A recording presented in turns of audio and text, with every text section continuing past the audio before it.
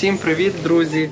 Декілька відео назад ми записали відосик про середній клас людей в США. Якщо ви його ще не бачили, клікайте сюди і дивіться, дуже цікавий, дуже повчальний, я би так сказав. Прикольно вийшло, тому заходіть, зацініть. Будемо говорити про те, як люди працюють за кордоном, як люди працюють на віддаленій основі. Розкажемо про плюси роботи з такими людьми, про мінуси роботи з такими людьми. They'll lay you down by the river. They'll shoot you down by the river. Leave you to drown by the river. Сьогодні ми на каналі Load and Go і будемо говорити про роботу за кордону. Розкажемо вам про плюси роботи з такими людьми, про мінуси роботи з такими людьми. Коротше, розкажемо вам все, як воно відбувається в нас в компанії. І ставте комент, якщо не поставили ще, і підписуйтеся, і лайкайте. Коротше, робіть все, що забажаєте. Ми підтримуємо повністю все. Навіть якщо ви коментуєте щось, як то сказати, щось таке, що може нас зачепити, коментуйте. Ми це дуже любимо. Коментуйте. Google, там, Facebook, майже всі ці компанії, вони мають аутсорс з різних країн, там, з Індії, з якогось Пакистану, з Мексики. Навіть той самий траковий RTS, факторингова компанія, яку прекрасно всі знають, у них там один з головних офісів у Мексиці. А все через що? Там дешевші люди. По суті, вони живуть в Мексиці. Рівень життя там не настільки високий, як в Америці. Заробляють вони вище середнього, навіть там як вищі класи, по декілька тисяч доларів в місяць. А роблять роботу, в принципі, ту саму, що й виробляють тут, за більші гроші. Тому для нас було дуже розумно якось і дуже вигідно зразу шукати людей в Україні. Деякі водії говорять так, типу, я хочу бачити свого диспетчера, я хочу, щоб він був в США і по-іншому ніяк. З одної сторони, я їх розумію, тому що диспетчера, які працюють тут, вони і трак бачили, вони і з водієм можуть поговорити. Але з іншої сторони, ось ці водії сильно недооцінюють тих диспетчерів, які, наприклад, в Україні. Розкажу вам чого. Тому що в нас є такі люди, які були в Америці, які тут жили, які приїжджали по work and travel, жили рік, два, потім їхали назад в Україну через те, що їм не подобалось жити в Америці. Вони приїжджали в Україну, у них офігенна англійська мова, вони бачили ці дороги, вони бачили ці тракстапи, траки, вони бачили повністю все від А до Я, вони навіть могли працювати тут, але просто потім їдуть в Україну, працюють в тій самій компанії або шукають якусь іншу компанію, заробляють, може, чуть-чуть менше, ніж заробляли в США, але все одно досить велику заробітну плату і живуть собі в Україні, де рівень, не то що рівень життя, а рівень розходу набагато менший, ніж тут. І все. І в нас деякі водії не поважають цього, напевно, через те, що вони не розуміють, насправді, як диспетчера, які в нас диспетчера, а деякі водії навпаки кажуть, дайте мені диспетчера, який буде працювати з України або десь там за кордону. І коли ти питаєш, чому так, вони розказують, тому що ці диспетчера набагато більше стараються, набагато більше. Вони кажуть, що вони постійно на зв'язку, по-перше. Вони хочуть заробити гроші, тому що для них в Україні це величезні гроші. І навіть такий прикол був, водій каже, я тут дам диспетчеру $50, то й що для нього тут $50? Каже, а в Україну, якщо я вишлю там 50-100 баксів, то диспетчер буде такий щасливий, буде мені найофігенніші грузи шукати. І насправді так є. І багато хто з наших водіїв висилає бонуси в Україну там по $50-100, і диспетчера реально кайфують від того і хочуть працювати. Тут такі дві сторони медалі. Мені здається, що більшість водіїв вже любить працювати з людьми, які з-за кордону, ніж з людьми, які тут. Давайте поговоримо про людей, які працюють в нашій компанії. Це буде хорошим прикладом, тому що, понятно, ми знаємо про IT-індустрію, про ще щось, де люди давно вже працюють дистанційно, фрілансери і так далі, де можуть собі там, скажімо, лежати на гамаку і працювати. Коли люди працюють в траковій компанії, це вже не є така дуже, скажімо, розслаблена робота на гамаках, десь там на березі океану. Можна, але не дуже це комфортно і легко. Для того, щоб працювати в траковій компанії, тобі потрібен спокій, бо дуже часто потрібно виходити на зв'язок і говорити по телефону. Диспетчера – це перші, кого шукають дистанційно, тому що диспетчер може виконувати свою роботу з будь-якої точки світу. Головне, щоб у людини був інтернет, телефон і там комп'ютер. В нашій компанії знаходиться дуже багато позицій, де люди закривають ці позиції, знаходячись фізично не в Америці. Це, наприклад, почнемо з нашого HR, з нашої Іри, яка працює в нашій компанії. Вона знаходиться в Україні. Head of Sales Division також знаходиться в Україні. Рекрутери знаходяться в Україні. У нас багато диспетчерів знаходяться в Україні. У нас є контроль якості в нашій компанії, дівчинка, яка теж знаходиться в Україні і прекрасно виконує свою функцію, свої задачі. Так і працюємо, так спілкуємося. У нас є спеціальні програми, завдяки яких ми спілкуємося, ставимо задачі один одному і так далі. Це все дуже швидко, моментально все відбувається в нашій компанії. За що ми дуже вдячні, скажімо, всій нашій команді, бо тому що такий підхід допомагає нам бути досить таким, скажімо, гнучкими до коливання на ринку і так далі. Я в свій час попрацював дистанційно з дому. Тут, в Чикаго, якраз був ковід. Пару місяців, це десь було 3 місяці. Що я можу про це сказати? Це явно не моє. Я та людина, яка любить ходити в офіс, десь колись поговорити з кимось, побачитися, посміятися, каву випити, ще щось. Вдома мені було дуже скучно. Просто в той момент було дуже багато роботи і не замічав, як ці дні пролітали. Ти просто тако вставав за 10 хвилин до роботи. Пішов в ванну, мив твій фейс, лице, чистив зуби. Просто зразу тако в чому був, там, я не знаю, якісь там шорти, піжама, в чому вдітий. Заходиш в іншу кімнату, включаєш зразу комп'ютер і просто починаєш працювати. Так починався день. Розумію, напевно, людей, які дуже люблять вдома працювати. Просто я не люблю. Ну, це моя думка. 911, what's your emergency? В суботу сталася дуже жахлива аварія. Наш водій просто їхав в правій стороні. Таке відчуття, що людина, яка їхала на машині, заснула, і вона була в лівій стороні дороги хайвею, і вона отак просто з лівої сторони ось так почала в праву сторону повертати і заїхала повністю під наш трейлер. Якби людина їхала з пасажиром, пасажир би помер то 100%, тому що там машина прям повністю заїхала під трейлер, і все, що там було, в тій машині, коротше, дуже жорстко стало. Типу, та машина Total, 100%. Жінку, яка заїхала під трейлер, забрали в швидку, вона там прям дуже жорстко все з нею було.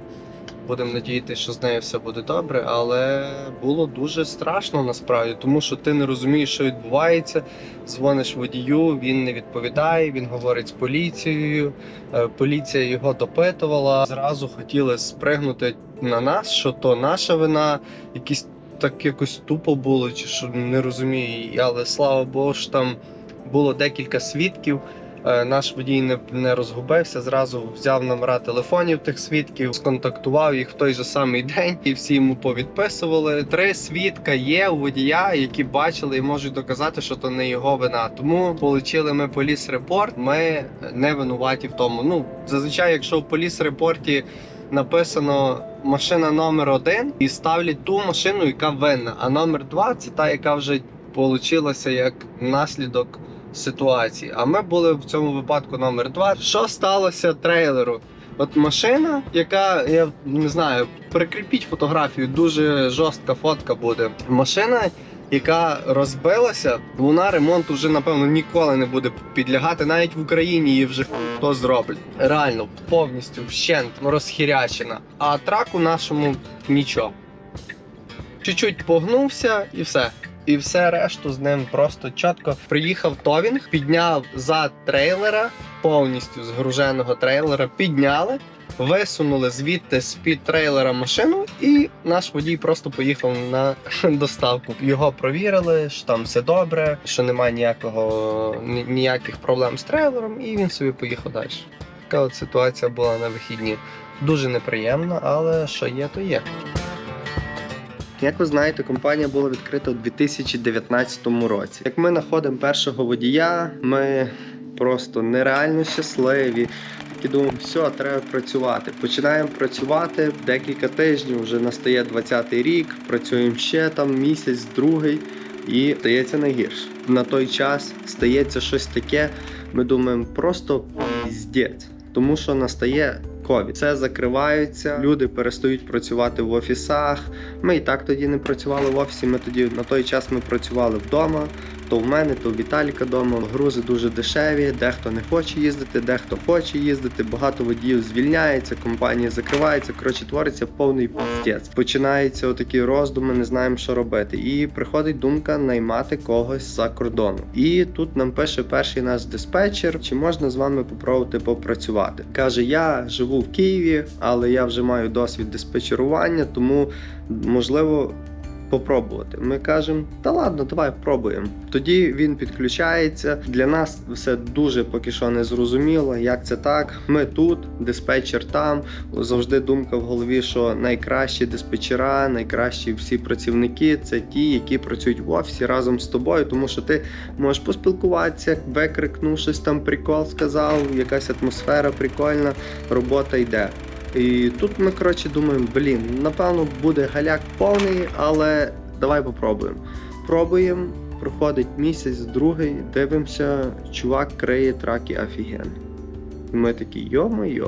І так ми знайшли першу людину. І так ми поняли, що, класно, що та людина працює в нас, на нашу компанію, але ми їй сильно багато не платимо і не треба офісу для того, щоб наймати людей. Ми такі думаємо, це реально крута схема, давай попробуємо на другому диспетчері. Потім шукаємо другого диспетчера, третього диспетчера, четвертого диспетчера, і вони якось так всі приходять. Потім, знаєте, проходить там 20-й рік, ковід уже трошки попускається, і ми вирішуємо рентувати офіс. Не тільки ми з Віталіком знаходимо свій перший офіс. Раніше з нами працював ще такий Ваня, і рентуємо офіс на 3. Коротше, маленький офіс, такий 2х2, може тут фоточка буде. І рентуємо його в трьох. Наймаємо першу людину, сейфті. Перша людина, якого ми найняли в офіс, це була сейфті людина, тому що ми розуміли, що треба когось, хто буде наймати водіїв, когось, хто буде ті всі папки робити. Коротше, вирішуємо, що будемо нанімати сейфті. Перша людина найнята, все круто. Паралельно ми наймаємо ще диспетчерів там різних. Потім виявилося, що чогось такий стереотип у нас був, що, треба в офіс людей. І після того наймаємо і акаунтинг в офіс, також починаємо працювати. Потім думаємо, може то і диспетчера в офіс треба. Наймаємо і диспетчера в офіс, наймаємо фліт-менеджера. І потім думаємо, а для чого ми будемо наймати дуже багато людей в офіс, якщо люди, які працюють за кордоном, можуть виконувати безліч роботи, ту, що роблять люди з офісу. Тих людей, яких ми найняли, ми робимо їх менеджерами. Вже всіх інших людей, наприклад, там по фліт-менеджера, так ми наймаємо асистента вже під головного фліт-менеджера. І виходить, що основні люди в нас тут, а всі, як люди, які допомагають, асистенти, там диспетчера, всі в Україні. То у нас зараз люди працюють прямо по всьому світі. Хтось, пам'ятаю, розказував, що з Балі працював, хтось з Албанії, хтось з Польщі, хтось з Німеччини, хтось з Іспанії. Нам взагалі все одно.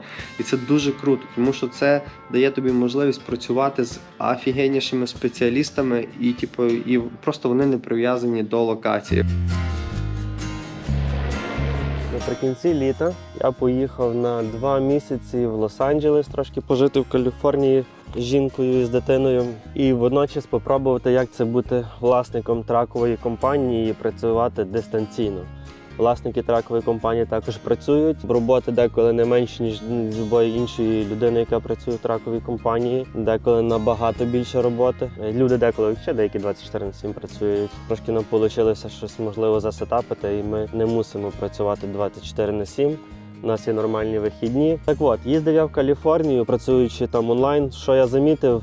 От якраз це, що я розказував, моменти, які тебе відволікають. У мене не було там якогось, скажімо, свого кабінету, де я міг закритися, і мене там цілий день ніхто не відволікав. Я там, в принципі, працював і був в легкому доступі до своєї дитини, до жінки. І час від часу це мене відволікало. Я фокусувався, я робив, в принципі, завжди те, що мені треба було.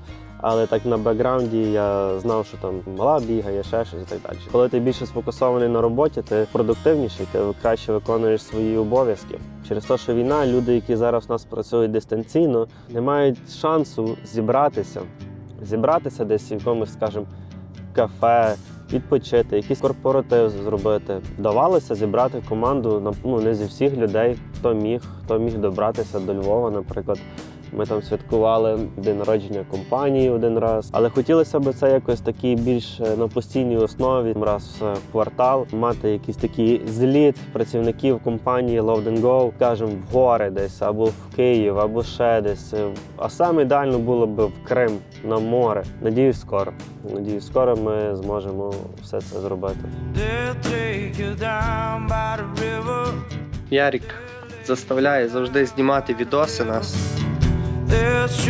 Підписуйтеся, коментуйте, лайкайте наші відоси. Ми все це бачимо, кожен ваш комент бачимо, відповідаємо, любимо. Дуже цікаво дивитися, що ви думаєте про наші відео. Це прям дуже сильно нас мотивує і допомагає нам знімати щось наступне. Не забувайте про наші соціальні мережі, слідкуйте там за нами також. Буде весело, думаю, не будете шкодувати. Так що до зустрічі.